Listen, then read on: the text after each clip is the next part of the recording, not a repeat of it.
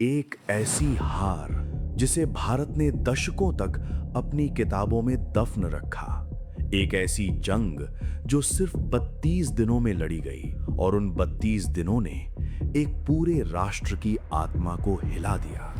अक्टूबर 1962, हिमालय की बर्फीली चोटियों पर भारतीय सैनिक खड़े थे, पुरानी राइफलें हाथ में, जूतों में छेद और सीने में एक अटूट विश्वास कि उनका देश उनके साथ है। लेकिन वो देश उन तक पहुंच ही नहीं पाया।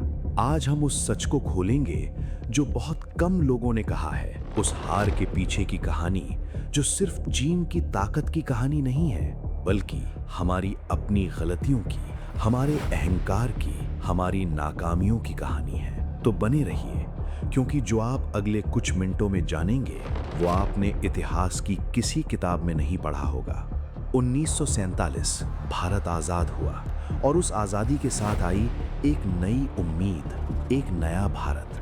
पंडित जवाहरलाल नेहरू उस नए भारत के सपने बुन रहे थे।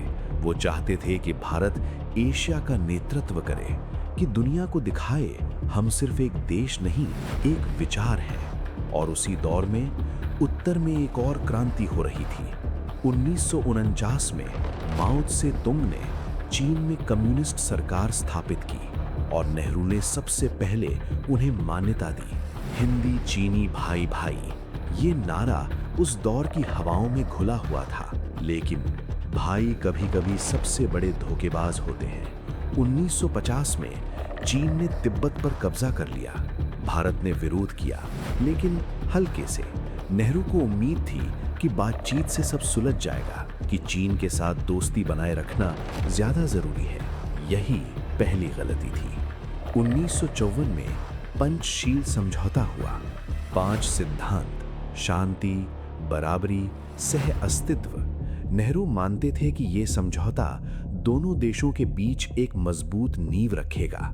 लेकिन उसी समझौते के दस्तखत होते वक्त चीन के नक्शों में अक्साई चिन्ह पहले से ही चीन का हिस्सा दिखाया जा रहा था और भारत को पता ही नहीं था। जरा सोचिए, एक सड़क बन रही थी, हजारों किलोमीटर लंबी। चीन उसे बना रहा था भारत की जमीन पर से, और भारत सरकार को 1957 तक इसकी कोई खबर नहीं थी। 1957 में जब पता चला तो नेहरू ने संसद में क्या कहा जानते हैं? उन्होंने कहा, वहां तो घास भी नहीं उगती।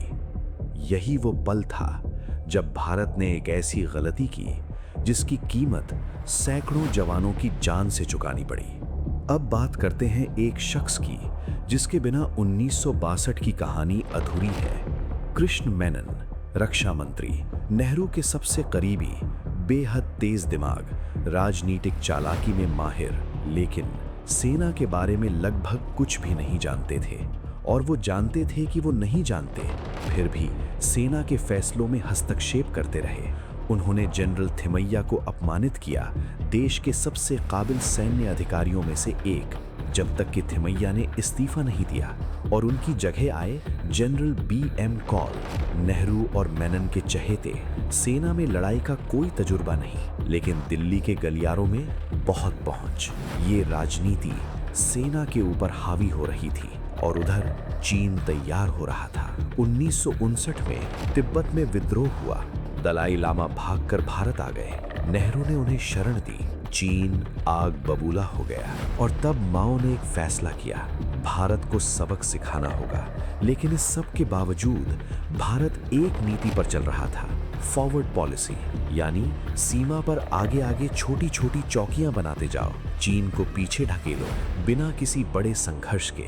ये नीति कागज पर तो बड़ी चालाक लगती थी, लेकिन जमीन पर इन चौकियों तक राशन पहुंचाने का कोई इंतजाम नहीं था। न हेलीकॉप्टर, न सड़क। जवान हफ्तों से भूखे, कपड़े गर्मी के लिए बने थे, और वो थे 15,000 फीट की ऊंचाई पर, जहां तापमान -20 तक चला जाता है। एक तरफ थे चीनी सैनिक, गर्म कपड़ों में, आधुनिक हथियारों से लैस, पहले से तैयार की गई सड़कों पर, और दूसरी तरफ थे हमारे जवान। 20 अक्टूबर 1962 सुबह के 5 बजे चीन ने हमला कर दिया, और वो हमला बिजली की तरह गिरा। पूर्व में नेफा, आज का अरुणाचल प्रदेश, पश्चिम में लद्दाख। दोनों मोर्चों पर एक साथ हमला। भारतीय चौकियां घंटों में टूटने लगीं। वो पोजीशंस जिन्हें बनाने में महीने लगे थे, सेला पास जिसे प्राकृतिक किला माना जाता था, वहां भी चीनी सैनिक पीछे से पहुंच गए, रात के अंधेरे में पहाड़ काटते हुए। और उस समय जनरल कॉल दिल्ली में थे, बीमार। नेफा में कमान लगभग टूट चुकी थी। सैनिकों को आदेश नहीं मिल रहे थे। कुछ यूनिट्स को तो ये तक नहीं पता था कि लड़ना है या पीछे हटना है। और फिर वो हुआ जो भारतीय सैन्य इतिहास के सबसे दर्दनाक पलों में गिना जाता है। 4 brigade commander brigadier John Dalvi. उन्हें आदेश मिला, पीछे हटो। लेकिन पीछे कहां? रास्ता नहीं, संचार नहीं, नक्शे पुराने। जवान जंगलों में बिखर गए। कुछ को चीनी सेना ने घेर लिया, कुछ रास्ता भटक गए और कुछ कभी वापस नहीं लौटे। ब्रिगेडियर दलवी खुद युद्ध बंदी बना लिए गए। बाद में उन्होंने किताब लिखी, हिमालयन ब्लंडर। उसमें उन्होंने लिखा, हम सैनिकों ने नहीं हारे, हमें हराया गया दिल्ली से। ये लाइन आज भी सुनो तो रूह कांप जाती है। उधर दिल्ली में नेहरू रेडियो पर आए। उन्होंने कहा, मेरा दिल फट रहा है। पूरा देश सुन रहा था, लेकिन वो टूटा हुआ दिल भी उन जवानों तक गर्म कपड़े नहीं पहुंचा सका, गोला बारूद नहीं पहुंचा सका, वो मदद नहीं पहुंचा सका जो उस वक्त सबसे जरूरी थी। कुछ इतिहासकार मानते हैं कि नेहरू ने अमेरिका से मदद मांगी थी। अमेरिकी विमान रवाना भी हो चुके थे, लेकिन तब तक 21 नवंबर को चीन ने एक तरफा युद्ध विराम घोषित कर दिया, जीत के बाद। अब यहाँ एक सवाल पूछना बहुत जरूरी है। क्या सिर्फ नेहरू जिम्मेदार थे? क्या सिर्फ कृष्ण मेनन को दोष देना काफी है? नहीं, सच इससे कहीं ज्यादा जटिल है। पहली गलती, सेना की उपेक्षा। आजादी के बाद भारत ने सोचा, अब युद्ध का दौर खत्म हो चुका है, वर्ल्ड पीस अब यही भविष्य है। और इसी सोच में रक्षा बजट कम होता गया। सेना को आधुनिक हथियार नहीं मिले, ट्रेनिंग पुराने तरीकों से चलती रही। दूसरी गलती, खुफिया विफलता। रिपोर्ट्स थीं, चेतावनियां थीं, लेकिन दिल्ली में कहा गया, चीन ऐसा नहीं करेगा। तीसरी गलती, भूगोल और रसद। हिमालय की उन ऊंचाइयों तक सामान पहुंचाना लगभग नामुमकिन था। चीन के पास सड़कें थीं, हमारे पास लगभग कुछ भी नहीं। और चौथी गलती, सबसे खतरनाक, अहंकार। ये मान लेना कि दुश्मन हमला नहीं करेगा, ये मान लेना कि बातचीत हर समस्या का हल है, और ये मान लेना कि हम भाई हैं, जबकि दूसरी तरफ रात के अंधेरे में तोपें चढ़ाई जा रही थीं। लेकिन इस अंधेरे में भी एक कहानी ऐसी है जो आज भी हर भारतीय का सिर गर्व से ऊंचा कर देती है। रेजा लांग। 18 नवंबर 1962, लद्दाख की एक छोटी सी चौकी। 13 कुमाऊं रेजिमेंट की सी company, commander major Shaitan Singh, सिर्फ 120 जवान और सामने चीन की विशाल सेना। गोला बारूद खत्म होने लगा। ठंड इतनी थी कि बंदूकें जाम हो रही थीं। पीछे हटने का कोई रास्ता नहीं था, लेकिन उन 120 जवानों ने 1 इंच पीछे हटना स्वीकार नहीं किया।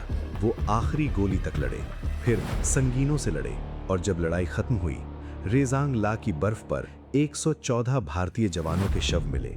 हर एक जवान दुश्मन की तरफ मुंह करके गिरा था। किसी ने पीठ नहीं दिखाई, किसी ने नहीं। चीनी कमांडर तक हैरान रह गए। उन्होंने अपने रिकॉर्ड में लिखा, इन सैनिकों ने असाधारण वीरता दिखाई। सोचिए, दुश्मन भी सलाम कर रहा था। मेजर शैतान सिंह को मरणोपरांत परमवीर चक्र मिला, लेकिन एक सवाल आज भी दिल चीर देता है। अगर उन जवानों के पास सही हथियार होते, सही कपड़े होते, सही नेतृत्व होता, तो क्या नतीजा अलग हो सकता था? 21 नवंबर 1962 चीन ने युद्ध विराम घोषित कर दिया और वापस चला गया, लेकिन अक्साई चिन उसके कब्जे में रहा। ये युद्ध सिर्फ 32 दिनों का था, लेकिन इसकी चोट दशकों तक महसूस की गई। करीब 1383 भारतीय जवान शहीद हुए, हजारों घायल हुए और कई युद्धबंदी या लापता हो गए। नेहरू कभी इस सदमे से पूरी तरह उबर नहीं पाए। 1964 में उनका निधन हो गया। कई इतिहासकार मानते हैं कि 1962 की हार ने उनकी आत्मा तक तोड़ दी थी। तो आखिर भारत इतनी बुरी तरह हारा क्यों? अगर एक लाइन में कहें तो एक ऐसा देश हारा जो शांति के सपने में इतना खो गया था कि वो ये भूल गया कि सपनों की रक्षा के लिए तलवार भी रखनी पड़ती है। लेकिन असली सवाल है, क्या हमने कुछ सीखा? 1962 के बाद भारत बदला, सेना मजबूत हुई। 1971 में पाकिस्तान के 2 टुकड़े हुए, कारगिल में फिर तिरंगा लहराया। लेकिन अक्साई चिन्ह आज भी चीन के पास है और हिमालय की वो चोटियां आज भी 2 देशों की निगाहों के बीच खड़ी हैं। इतिहास हमेशा सबक देता है, लेकिन सिर्फ उन्हें जो सुनना चाहते हैं। 1962 का असली सबक ये नहीं है कि नेहरू बुरे थे या चीन बहुत ताकतवर था। असल सबक ये है कि किसी भी देश की सबसे बड़ी कमजोरी बाहर से नहीं आती, वो भीतर से पैदा होती है। अहंकार से, लापरवाही से और इस भरोसे से कि हमारे साथ ऐसा नहीं होगा। रेजांग ला के जवान जानते थे कि शायद वो बच नहीं पाएंगे, फिर भी वो लड़े, क्योंकि उनके लिए पीठ दिखाना मरने से भी बड़ी हार थी। उनकी याद में सिर झुकता है, उनकी कुर्बानी के सामने हर भारतीय का दिल खामोश हो जाता है।